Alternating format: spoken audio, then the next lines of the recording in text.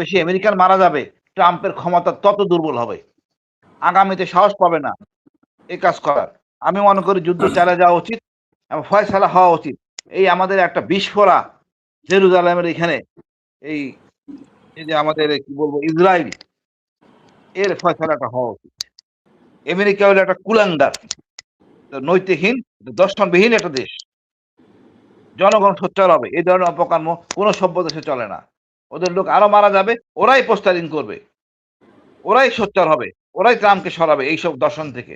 শান্তিতে শান্তিতে থাকতে মানা করছে কে? আপনাকে কি আঘাত করছিল ইরান? করে তো নাই। আপনি ইসরায়েলের কথাই কাজটা করলেন। তো সমালোচনা শুনবেন। আপনার দেশে আপনি সমালোচিত হবেন।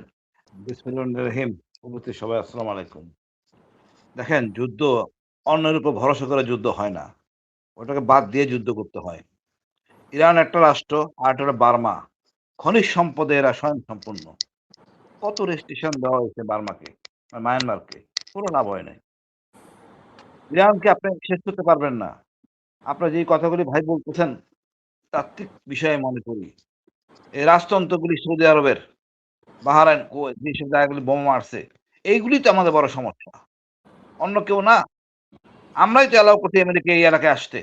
এই রাজতন্ত্রগুলি, রাজতন্ত্র কি বৈধ, না ইসলামে বৈধ, না আমাদের গণতন্ত্রের প্রক্রিয়া বৈধ?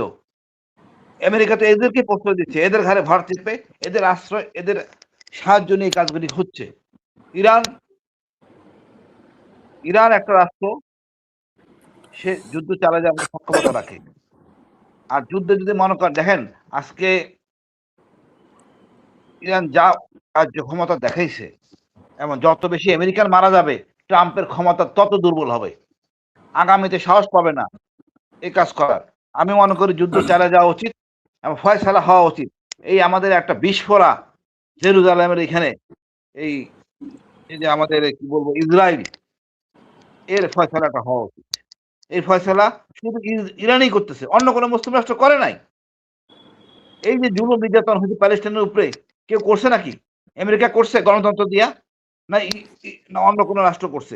ফ্রান্স একটু দেখাইছে সহানুভূতি, কি হালকা পাতলা। এই ইরানই করছে, অন্য কোনো রাষ্ট্র করে নাই। তো ইরানের আমরা এখানে আমেরিকার গুণগান গাওয়ার জন্য আমরা এখানে কথা বলবো না। এখন যখন আমাদের আবার ইনার পার্টে যাবেন, আমাদের ধর্মীয় নেতা জিজ্ঞেস করবে, তখন বলবেন ইরানের শিয়া। ইরান যে শিয়া, এগুলো শিখেছে কারা? এই ব্রিটিশরা আমাদের শিখাইছে ইরান শিয়া।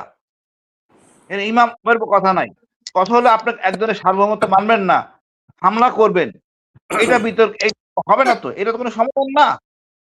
আপনি বলতে পারেন গণতন্ত্র, কেন গণতন্ত্র করবে? জনগণ যদি গণতন্ত্র না চায়, তাহলে শান্তিতে থাকে, তারপরে আস্থা থাকে, আমার তো কোনো সমস্যা দেখি না। আপনারা দেখেন আজ যেভাবে সৌদি আরব শাসন করে, বা দুবাই করে, কুয়েত করে রাজতন্ত্রের মাধ্যমে, এটা কি বৈধ ছিল? না জন্মসূত্রে তারা রাজা ছিল? এটাকে বানাইছে কারা রাজা? ব্রিটিশরা রাজা বানাইছে। সুতরাং এখানে গণতন্ত্র দিয়া, রাজতন্ত্র দিয়া, এসব দিয়ে ছাপাই দিয়ে কোনো লাভ হবে না। আমাদের ইমাম মারা, এরা এমন একটা জাতি ইরানি, এক লেয়ার যাবে আরেক লেয়ার দাঁড়াবে। ৭১-এ দেখেন শেখ মুজিবুর রহমান বন্দী হয়ে চলে গেছেন, নেতৃত্বের সংকট পড়ে নাই, শহীদ জিয়া দাঁড়ায় গেছে, মিলিটারি মানুষ, রাজনীতি কিছুই বুঝে না, ঘোষণা দিয়ে বসে। এবং এটা খুব মারাত্মক, নেতা না থাকলে বিপদ।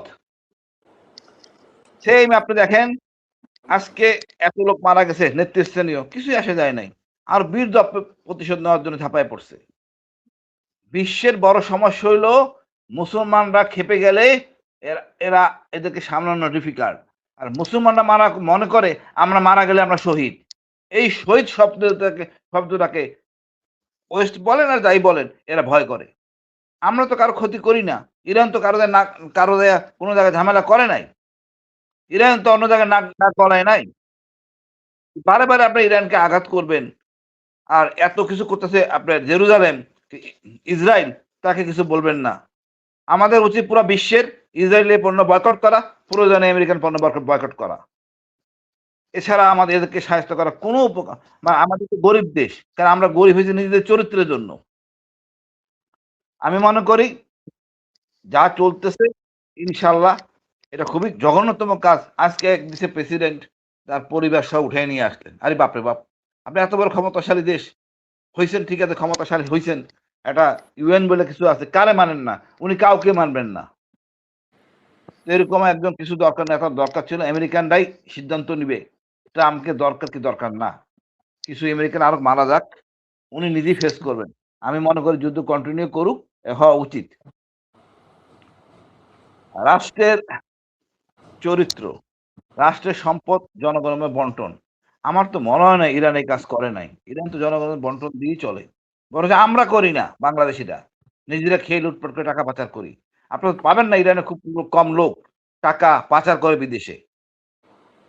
ইরানের কম লোক টাকা পাচার করে বিদেশে। কঠিন আইন। আপনি শরিয়া আইন নিয়ে সমালোচনা করতে পারেন। সেটা ভিন্ন ইস্যু। আইনের দৃষ্টিভঙ্গিতে এটা বিচার মূল্যায়নের ব্যাপার আছে। কতটুকু শরিয়া আইন কতটুকু করা উচিত না। ওখানে কোনো রেস্ট্রিকশনই নাই। আর ওয়েস্টে থাকলে আমি কথা বলব না। ওই দেশের জনগণ যদি খুশি থাকে আপনার আপত্তি কোথায়? উত্তর কোরিয়ার লোক তো খুশি আছে। তারা তাই দেখে মনে হয়। তারা যদি আপত্তি না করে কোনো আপত্তি থাকার কথা না আমাদের। এখন আপনি ক্ষমতা আছে বলে লাভ দিলেন। আজকে আমেরিকা সমান, সমান চায়নার মতো ক্ষমতায়। অর্থনীতির দিক দিয়ে। কিন্তু আপনার আমেরিকা দিন, দিন যত যুদ্ধ জড়াবে সে আরো ক্ষতিগ্রস্ত হবে। চায়না সুপার পাওয়ার হবে। তখন আমেরিকার কেউ জিজ্ঞেস করবে না। আমেরিকা নিজে বিপদে পড়বে, আমেরিকার বাসীর জন্য বিপদ ডেকে আনবে।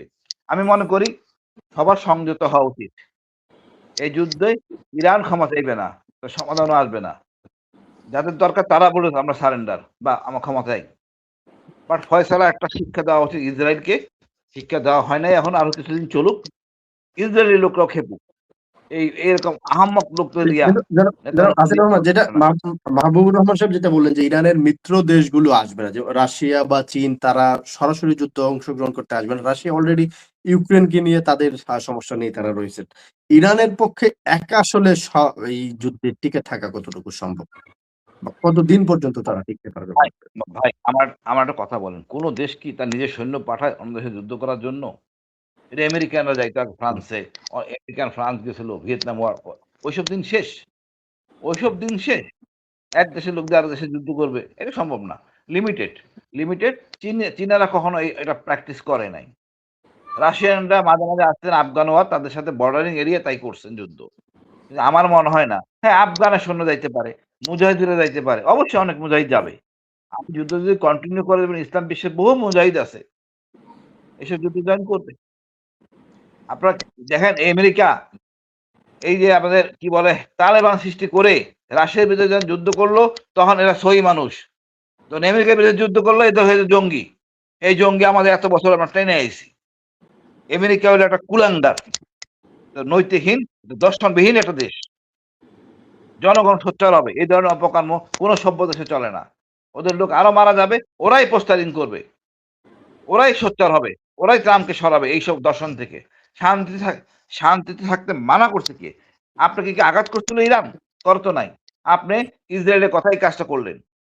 তো সমালোচনা শুনবেন। আপনার দেশে আপনি সমালোচিত হবেন। আমি এই মনে করি ভাই, এখানে আসলে কি বলার আছে? আমি মনে করি জনগণই রাইট, বাট ইরানের দোষ নাই। ইরান তার সক্ষমতা চালাবে। আপনারা সবাই মানে একই কাজ করবেন। আপনারা নিউক্লিয়ার পাওয়ার বানাবেন, আরেকজনকে বানাইতে দিবেন না। সে আপনার কোনো ক্ষতি করে নাই। সে সার্বভৌমত্ব প্রশ্নে সেটা ব্যবহার করবে। কষ্ট লাগে। এত হাজার, হাজার প্যালেস্টাইনের বাচ্চারা মারা গেল। আপনারা আগায় আসেন নাই। তখন কেউ কথা বলেন নাই। তখন রাষ্ট্র নিয়ে চিন্তা করেন নাই। এখন আপনারা তাত্ত্বিক কথাবার্তা বলতেছেন। সৌদি আরবের বাদশা কি করে না আমাদের শ্রমিকদের সাথে? সৌদি আরব আমাদের শ্রমিকদের সাথে কি করে না? নিজ চোখে না দেখলে বুঝতে পারবেন না। এরা মানুষ না জানোয়ার। আমি মনে করি ভাই, মহান আল্লাহ তাআলা সিদ্ধান্ত দিবেন। যুদ্ধ হবে, ক্ষয়ক্ষতি হবে। মুসলমানের মরতে কোনো সমস্যা নাই। এরা মরলে শহীদ, আলহামদুলিল্লাহ আমাদের এই তকমাটা আছে, আমরা কন্টিনিউ করব। এবং কন্টিনিউ করা উচিত। ইসরায়েলকে একটা শিক্ষা দেওয়া উচিত যেন আগামীতে যে মাথা উঁচু করতে না পারে। ধন্যবাদ ভাই।